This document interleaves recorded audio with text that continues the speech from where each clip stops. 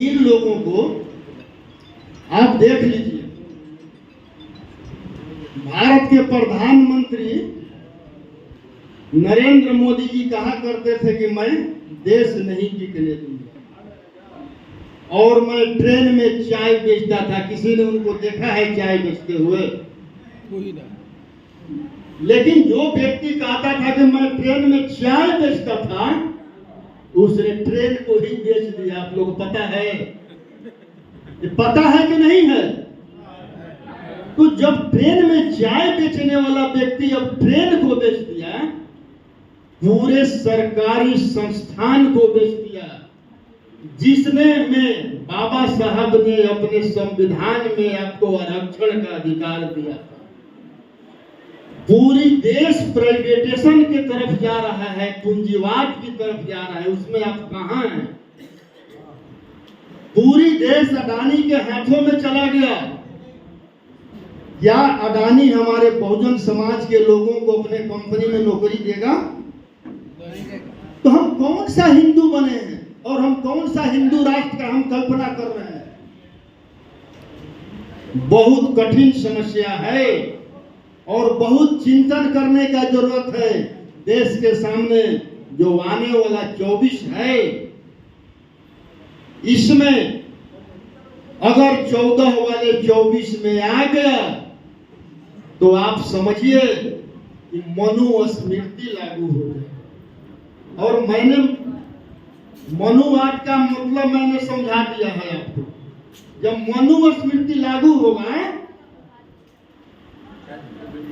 जब मनुस्मृति लागू होगा तो पहला नंबर की संविधान खत्म हो जाएगा।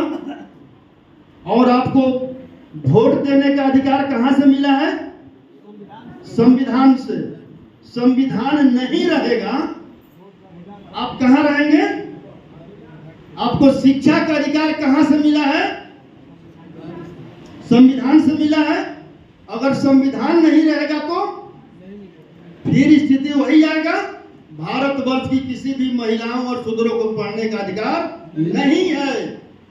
जब जब उनको मौका मिला, जब उन्हें मौका मिला, तो भारतवर्ष की महिलाओं को, शूद्रों को शिक्षा प्राप्त करने का अधिकार छीन दिया। वो लिखा।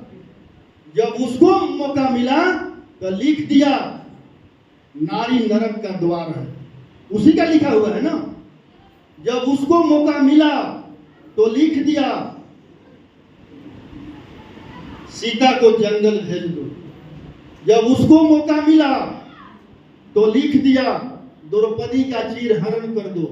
रामायण और महाभारत में दोनों तो यही है, दोनों में नारी को अपमानित किया गया है। हम कैसा हिंदू राष्ट्र का कल्पना करते हैं? कौन सा राम राज लाना चाहते हैं? और कहां से राम राज आ गया? ये कौन सा राम राज है? जबकि 180 वर्ष ईसा पूर्व भारतवर्ष में मौर्य वंश का शासन था।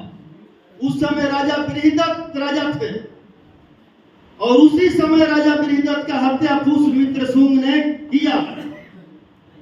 और जब तक राजा बृहदत्त राजा थे, जो आज अयोध्या के नाम से है, उसका नाम साकेत था। उसका नाम क्या था? साकेत। तो जब आज से 2203 वर्ष पहले वो साकेत था, जब 2203 वर्ष पहले वो साकेत था, अयोध्या कब बना और रामा अवतार कौन सा अयोध्या में हुआ है?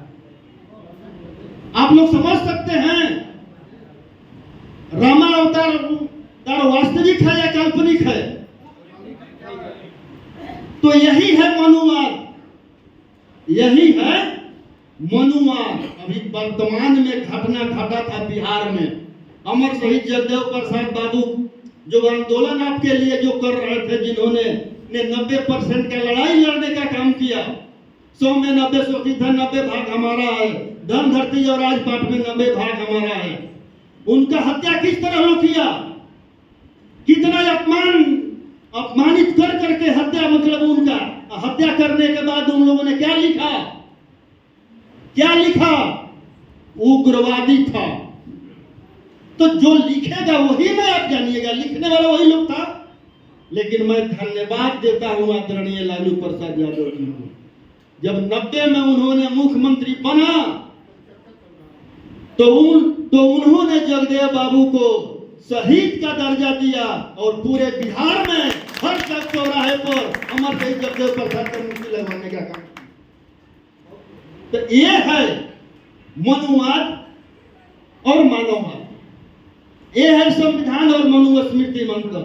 तो उस समय जब पुष्यमित्र शुंग राजा बना तो उस समय अपने को अगर राम लिख दिया, अपने को परशुराम से तुलना कर दिया और अपने राज को जो जो जो पाखंडवाद का राज था, जो मनुवाद का राज था, जो ब्राह्मणवाद का राज था, अपने राज को अगर राम राज अगर लिख दिया तो उसमें कोई अचंभित होने का जरूरत नहीं है, क्योंकि लिखने का अधिकार उसी का था। यही है मनुवाद। तो आज जो है हमें मनुवाद से बचना है। हम पढ़े लिखे लोग हैं, हम बिना सोचे समझे हम कैसे मान लेते हैं? उन लोगों का तो यही है कि हमारे बहुजन समाज के लोगों को दानव समझता है और पत्थर को भगवान समझता है। पत्थर को भगवान, क्या हमें पत्थर में भगवान मिलेगा? इंसान में भगवान है। तो हमारे जो बहुजन समाज के लोगों ने जो हमारे पूर्वजों ने जो कुर्बानी दिया है, और मैं तो स्पष्ट कहता हूं, देवता का शाब्दिक अर्थ होता है जो हमें कुछ देता है वो देवता है या नहीं है? आज तक पत्थर ने किसी को दिया है कुछ? अगर पत्थर को कुछ देना होता, अगर काल्पनिक 33 करोड़ देवताओं को कुछ देना होता तो बाबा भीमराव अंबेडकर से देवता हारता नहीं और बाबा भीमराव अंबेडकर जीतते नहीं। तो हमारे लिए देवता कौन हुए? मैं भी देवता को मानता हूं, देवता विरोधी नहीं हूं, लेकिन साथियों मेरे नजर में देवता का परिभाषा कुछ और है। जो हमें कुछ देता है वो देवता है, जो हमें कुछ देता है वो देवता है। मैं प्रकृति को मानता हूं, प्राकृतिक देवता है, जैसे सूर्य है, धरती है, आकाश है, हवा है, जिससे हमें कुछ ना कुछ मिलता है। और माता पिता ने जन्म दिया वो देवता है, गुरु ने हमें ज्ञान दिया वो देवता है, और गौतम बुद्ध ने हमें मानवता होने का अधिकार दिया और मानव एक होने का अधिकार दिया, वो देवता है। और सावित्रीबाई फुले और ज्योतिबा राव फुले और फतिमा शेख ने हमें शिक्षा का अधिकार दिया, वो देवता है। और बाबा भीमराव अंबेडकर ने संविधान के माध्यम से हमें पूरे संवैधानिक अधिकार दिया, हमें संविधान में बराबरी का अधिकार दिया, वो देवता है। और बिहार में हमें बोलने का अधिकार, हमें बैठने का अधिकार, हमें यहाँ खड़ा होकर भाषण देने का अधिकार आदरणीय लालू प्रसाद यादव जी ने दिया, वो देवता है। इससे बड़ा मैं देवता किसी को मान ही नहीं सकता हूं। है कोई इससे बड़ा देवता? तो हमें क्या करना चाहिए आप लोग समझ चुके हैं या और समझाने का जरूरत है? और समझाने का जरूरत है? तो नहीं समझाने का जरूरत है तो यहाँ कुर्सी पर बैठकर हम लड़ाई नहीं लड़ सकते। आपको मैंने उदाहरण दिया, 2 उदाहरण, 5 मार्च और 2 अप्रैल। आजादी जो आज के वर्तमान सांसद विधायक हैं वो आपको नहीं दिला सकते। एक भविक्षण पूरा लंका को जलवा दिया और आज हमारे समाज में हजारों भविक्षण खड़े हैं। उस भविक्षण से सावधान रहना होगा, नहीं तो 90% वालों की लंका 24 में जल जाएगी भाई। तो हमें करना क्या है? अगर वो भविक्षण हमारे बीच आता है और वो मनुवादियों का बात करता है, काशीराम जी का भी एक बात हमको याद आ गई। उन्होंने कहा था हमारे अपने ही लोग कुछ चमचे हो गए और हमारे अपने ही लोगों का जाकर वहां सौदा कर दिया। तो वैसे सौदा करने वाले लोगों के साथ हमें रहना चाहिए। और आप लोग समझ रहे हैं कि बिहार में सौदा करने वाले कौन लोग हैं? उसमें हर जाति धर्म के लोग आ सकते हैं और कहेंगे मैं तो भाई कुशवाहा ही हूं, मैं कुशवंशी हूं, मैं कुशवंशी पर भी हमको एक बात याद है, हम कौन सा कुशवंशी हैं? जो वाल्मीकि ऋषि ने जो कुश कबा कर जो एक बच्चा पैदा कर दिया था, उसी का हम मतलब वंशज हैं। अरे भाई हम मौर्य वंशी हैं। हमारे पूर्वजों ने 10 पीढ़ी भारतवर्ष पर शासन किया है, लेकिन जब पुष्यमित्र शुंग ने राजा बना, उसके बाद इन लोगों ने लिखा। आप समझिए कि ये वाल्मीकि मुनि जो हैं वो कौन थे? एक इंसान थे या डाकू थे? सब लोग जानते हैं वाल्मीकि मुनि डाकू थे। और एक डाकू ने अब सीता को अपने आश्रम में रखा।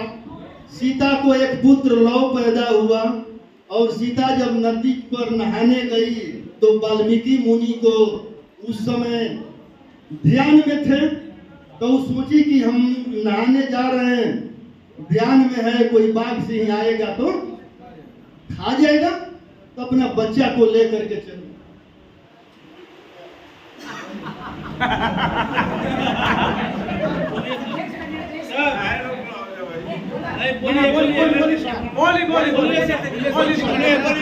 बात समझाएंगे नहीं लोगों को।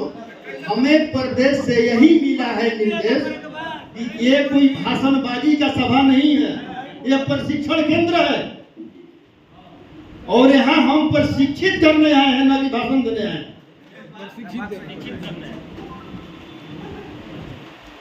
तो जब वो लेकर के चली गई तो वाल्मीकि मुनि का ध्यान टूटा तो वो देखे कि सीता का बच्चा तो नहीं है, लगता है कि कोई बाघ को खा गया। तो उसने कुश कबारा और एक बच्चा बना दिया। संभव है? कुश से किसी भी युग में कोई बच्चा बना सकता है? संभव है? यही है मनुवादी विचारधारा, यही है मनुवादी। जो उसने लिखा हमने मान लिया। और आज जब हम मतलब कि मान लेते हैं, कहता है गोबर है, मान लीजिए गले से मान लेते हैं ना, ये है मनुवादी। तो हम पहले नंबर में हम कुशवंशी नहीं हैं, हम मर्द वंशी हैं। हम सम्राट अशोक के वंशज हैं, हम बुद्ध के वंशज हैं, हम ज्योतिबाराव फूले और सावित्रीबाई फूले के वंशज हैं। और जो बुद्ध, सम्राट अशोक, ज्योतिबाराव फूले, सावित्रीबाई फूले, बाबा भीमराव अंबेडकर, जितने भी हमारे बहुजन समाज के पूर्वज हैं, उनके इतिहास पर जो भी उंगली उठाएगा और जो भी बुरी नजर से ताकने का काम करेगा, उनका हम आंख निकालने का काम करेंगे। यही है मनुवादी और अम्बेडकरवादी में फर्क। और मैं एक बात और कहना चाहता हूं, अगर किसी को बुरा लगता है तो लगने दीजिए। अगर सच बोलना बगावत है, अगर सच कहना बगावत है, तो मैं बागी हूं। इसमें यह बात कहने में हमें कोई संकोच नहीं है। मैं बागी ही सही, लेकिन सच तो बोलूंगा।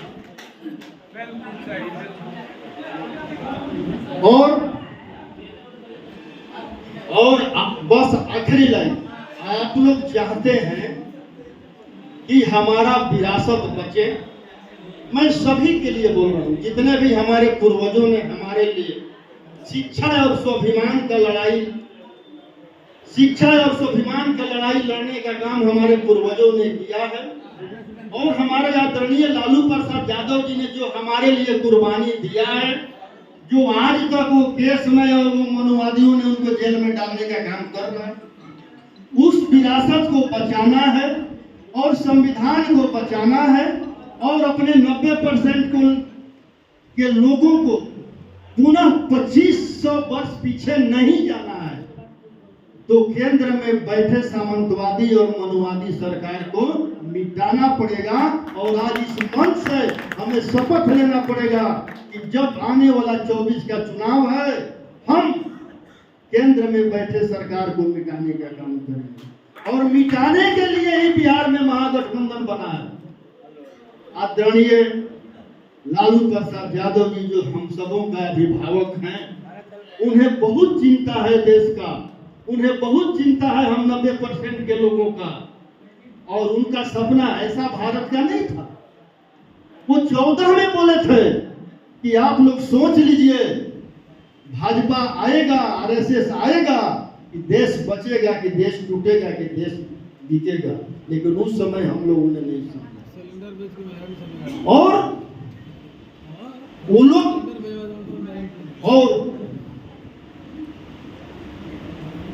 माननीय बिहार का मुख्यमंत्री नीतीश कुमार जी, माननीय उप मुख्यमंत्री तेजस्वी प्रसाद यादव जी, इन सबों का 7 दलों का गठबंधन बना है। और गठबंधन इसलिए बना है कि आपका जो हक अधिकार जो छीना जा रहा है, उस हक अधिकार को बचाने के लिए बिहार से आह्वान हो चुका है।